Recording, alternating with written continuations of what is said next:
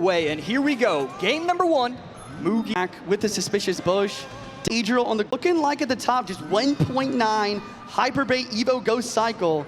Adriel with a nice tornado, but the Ghost stays locked on tower. This is a big connection for Mugi in the first minute of the match. Yeah, Ghost gets caught on top of the wall breakers, just a huge interaction mistake. Now he's gonna have to take the entire Dark Goblin to the face, and now he's still not defending. His left tower is at 1816, right tower at 1878, a massive and impressive start for Mugi.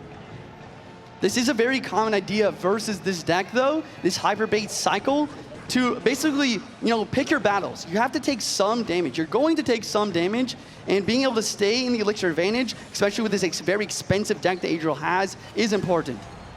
Right there, Zappy cycled in the back left by Adriel. Should be able to clean up this bush pretty well, but I'm thinking the right one is going to get a shot. No, instead locks onto the Zappies. Ghost actually does a pretty good job. A little bit of an Evo Breaker connection. But what I'm really thinking right now is like, what is Adriel's last card? I assume it's a Goblin Drill. And if that is the case, I think there is chances for a comeback here with a big giant skeleton push.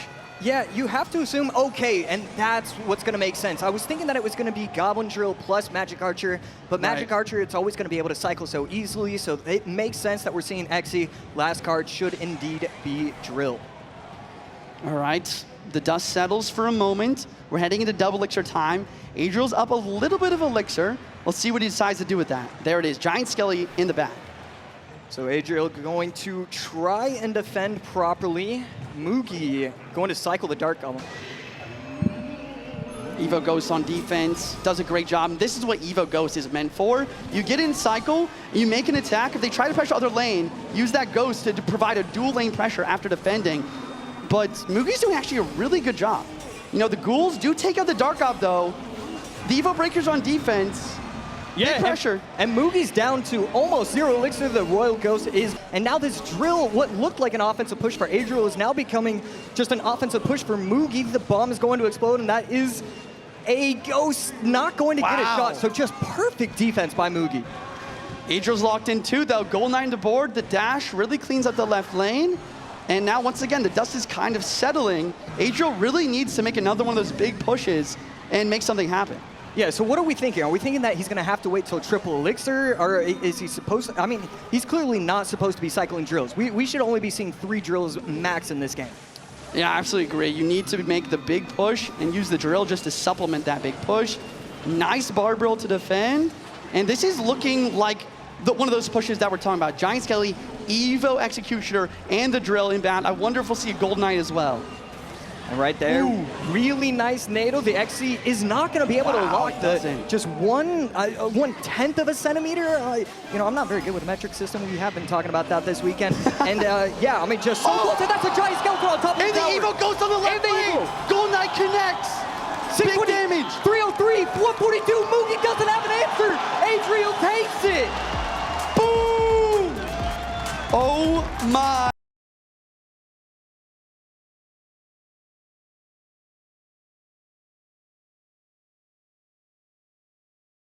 To happen.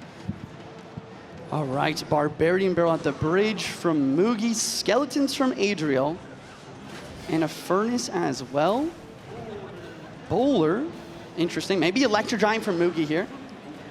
Yeah, every time you see Mugi run the Bar Barrel and the Bowler, you're thinking it could be Loon Freeze. It probably isn't. It's probably the E-Giant, but it could be. Mighty Miner continuing to push forward. And it is looking like E-Giant. Adriel's side kind of just looks like Hog Earthquake. Hog, it definitely took a backseat a little bit after the 3-card cycle change, but now it's kind of deciding to come a little bit more back in the meta here. Yeah, Mugi going to be running E-Giant for sure. Last card's Lightning, NATO, and what's the other? Oh, it should be the Ghost. But no Ghost, no Ghost. Evo Valkyrie taking the place of the Ghost here. Tornado does activate. Mighty Miner is still a threat. Baby Dragon. Yeah. That's the one. Yeah, Baby Dragon Evo is definitely here. Lightning and Baby Dragon last cards. Mighty Miner ability, it locks on. Mugi's low in elixir. It's a really solid amount of damage. Will this E-Giant get anything on the back end? It doesn't look like it. Yeah, Adriel with a very strong push, and now this Goblin Hut, as strong as the Goblin Hut is, sometimes it gets into these situations where it's a little too slow, it's not getting the exact value, all the cards are dead, and so now it's not getting any offensive pressure as well. And right there, Goblin Hut not putting in the work that it usually does. Furnace in the back. Gonna deal with the Baby Dragon pretty well.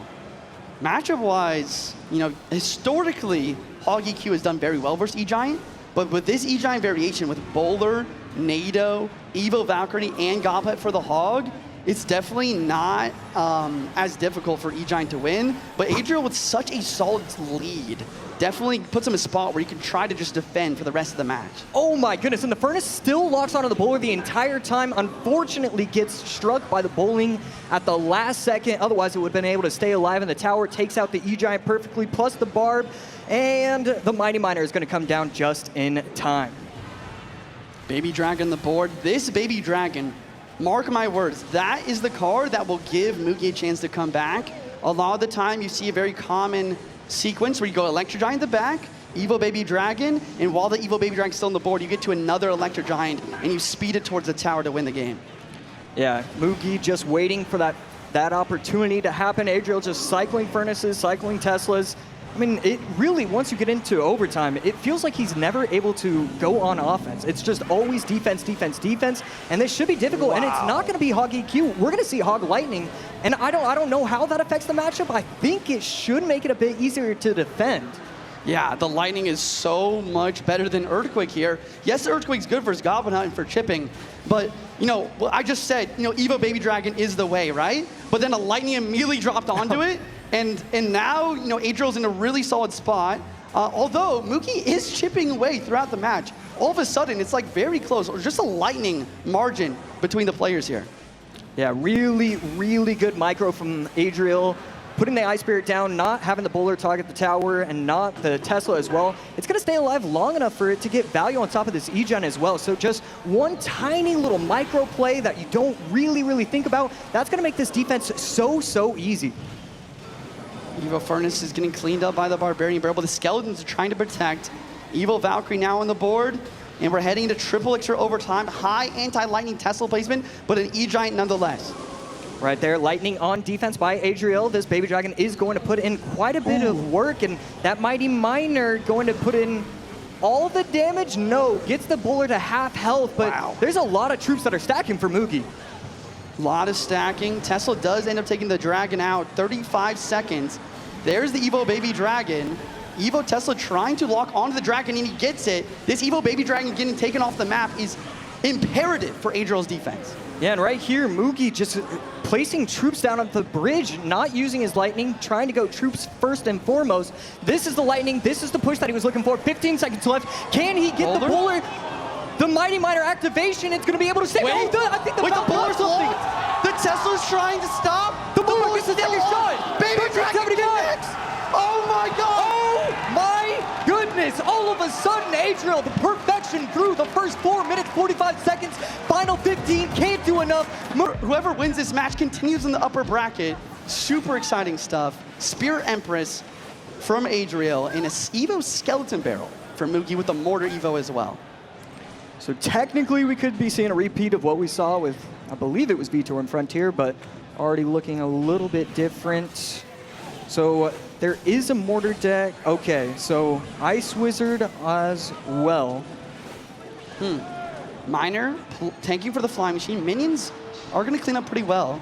Looks like Adriel's got like a Lava Miner deck, except Mugi has a lot of air defense, honestly. He's got the Ice Wiz, he's got the minions, he's most likely going to have arrows. He did not use arrows previously, so yeah, arrows to clean up Lava Pups as well. The big question is like, what kind of spells is Adriel going to have with this Lava Miner deck in order to try to break through these defenses? Yeah, I think I'd like to see. I mean, honestly, I'm not sure how I feel about Lava. You know, if there's anybody that's going to be running it, I guess I want Adriel. It's clear that they have a plan. They know what they're supposed to be doing, but Lava just scares me in these kind of competitions. Mortar is going to get one hit. Spear Empress continues to get value. And then the Flying Machine as well. These air units on Adriel's side of the map are getting quite a bit of value. But the cannon card does lock as well. Yeah, that's going to be 3 shots right there. Empress on top of the tower. Can it get 3 shots? It absolutely will. 2131, lowest tower for Mugi, 2150. I mean, this is, all knotted up, and there we go. Oh, the Goblin Curse comes out. You can hear the crowd, like really just astonished. This card was really strong a month or 2 ago, and after the nerf, we don't see as much anymore. But if there's any use for it, it's in this game versus the gang, versus the minions, and versus that Evo skeleton barrel. Yeah, it's like they drew it up perfectly. Adriel finally, no, still not going to set up with the lava. All right, he's clearly had a ton of practice. A lot of these pros, especially in these like big competitions, you're not able to think as well as you usually would. Okay, do I lava now? Do I lava then? When do I do it? He's decided that in this matchup, it's all about the defense. Wait until overtime, wait until double elixir. I love that he has such a clear plan in mind. Big counter push. Spear Empress staying for the miner. Flying Machine plus Ground Empress in the left-hand lane. Trying to take the Ice Wiz and clean up the counter push. Goes the gang. Does he go for Curse Zap? No. He goes for, oh, he does go Curse Zap. He has no elixir, 3 elixir, arrows come out. He gets the tower all the way down to 428, and oh my, all of a sudden, Adriel's in a commanding lead. This is unbelievable. What just happened? He's playing Lava Miner, and he has not played Lava Hound a single time. Instead, abusing the Spear Empress, abusing the Flying Machine. This is what I talk about. This is what Adriel does best. He finds the weaknesses in the matchup and then uses that to the perfection. I mean, just beautiful work by Adriel. He's going to be able to clean up the mortar easily with the Flying Machine. Mortar does get a shot, but at this point, I mean, it's just a matter of time. When the machine's off! The machine launched! The machine It's launched! over! And Adriel